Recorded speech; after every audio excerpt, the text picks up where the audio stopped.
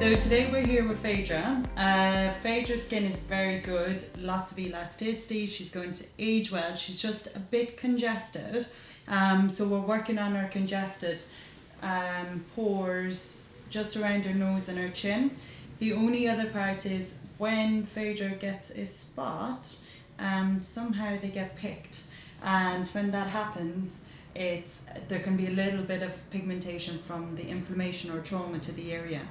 So our biggest thing with it is decongesting the area, so we're going to do a very superficial peel, so it means it'll give her a nice glow, get rid of dead skin cells, and then there should be no flakiness or anything like that with it.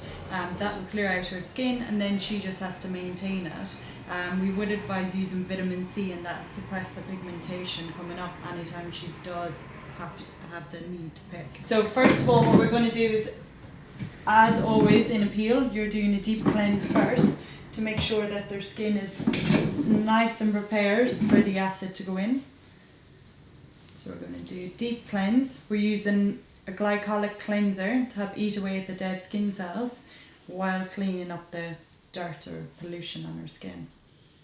Now we're avoiding the eyebrows because they have been tattooed, and we want to make sure that the acid doesn't break down the tattoo. So when using an acid cleanser or acid peel, you're always using lukewarm water, you're not using hot water. When you're using hot water, it can be slightly irritating on the skin.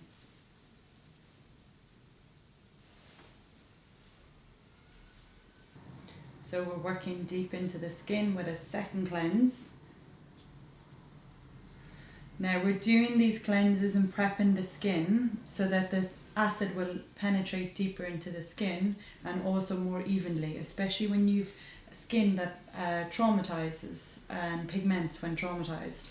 It's really, really important that we're making sure that we're looking after the skin and we're not traumatizing it by putting in acids too much into the skin. So we're making sure the skin is nicely prepped, and we always start off with skin like this that would be a superficial peel and build up as they go on. As Phaedra's skin is is only a bit congested, we wouldn't be really suggesting her a course of peels. We'd suggest her to do once every so often, and really it's down to her skin routine and looking after her skin every day.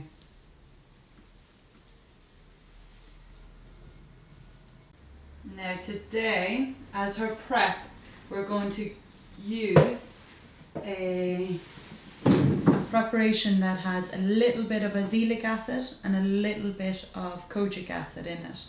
So these are amazing for her skin types. Azelaic acid is great for breaking down bacteria and excess oil, and kojic acid comes from mushrooms and is amazing for pigmentation, and it also acts as a suppressant for future pigmentation. So always when you're prepping the skin, you're using good contact with the skin. You're getting a little bit red so that the acid will absorb better, and you're making sure that skin is really, really clean.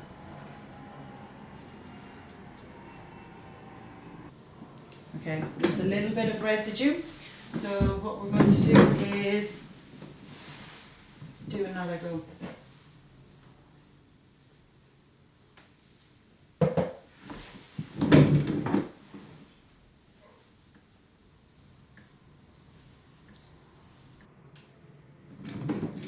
So what we're applying right now is pumpkin. So pumpkin acid or enzymes are amazing for decongesting the skin. So this is applied as a thick consistency with a brush, and we're making sure that we're applying it evenly without overlapping. So this will feel tingly to hot on her skin. You just make sure the client's aware of that. And you can go slightly close to the eyes. The client did say that sometimes there can be a little bit of pigmentation under the eyes. Now you don't want to waste time, because obviously the left hand side is on about 10 seconds longer than the right hand side.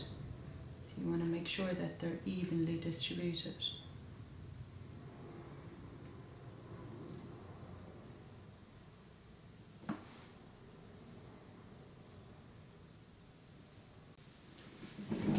sometimes what we might do is combine this with IPL or radio frequency depending on their needs. If they had more breakouts, we'd combine them with high frequency to break down or oxidize the bacteria. If they were worried about aging, then the pumpkin's brilliant to resurface with radio frequency then after to tighten and firm. Or else if it's a deeper pigmentation, we'd combine it on the same day with a bit of IPL. How's that feeling on your skin? Yes. So this is Phaedra's first peel. It's only a resurfacer, but it's a weird sensation when it's your first time. So we're going to cool it down a bit.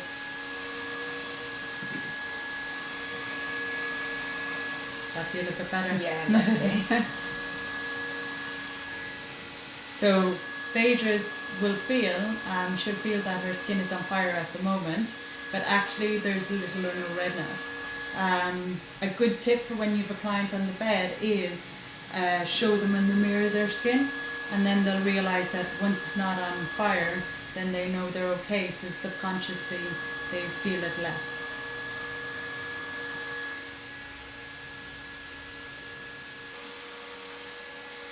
So protocol for this one is to leave it on for 2 minutes and then take it off. So we're going to do that. So you always follow your protocol of your supplier to make sure that you're getting A, the best results, and B, that no adverse reactions.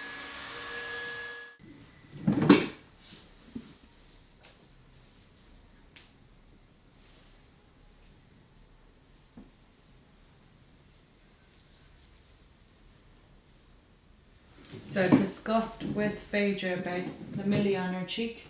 I've advised her to either check the products she's using, making sure she's not using any mineral oil or lanolin. She doesn't need to use oils on her skin. But if you ever want, you can either extract them or take them out that way. So it's a lot easier to extract after doing a peel, as the pores are all nice and open. And I can see from what's coming out of Phaedra's skin that it's a lot of yellow oil, so it means unnecessary blockages. So normally blockages with very oily substance is they're using something on their skin that's quite heavy. So there's a lot there.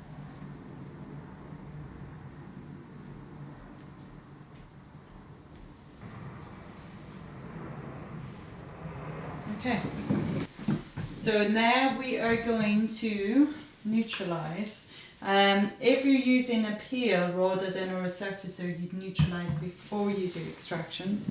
But as it's a resurfacer with salicylic, it's okay to neutralize after. So you can see her skin is glowing already.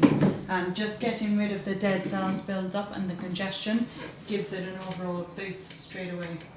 Now with Phaedra's skin, her skin is all about serums, not moisturizers, and SPFs. So I'm going to apply an SPF, and this is nice and hydrating to the skin without being heavy on the skin.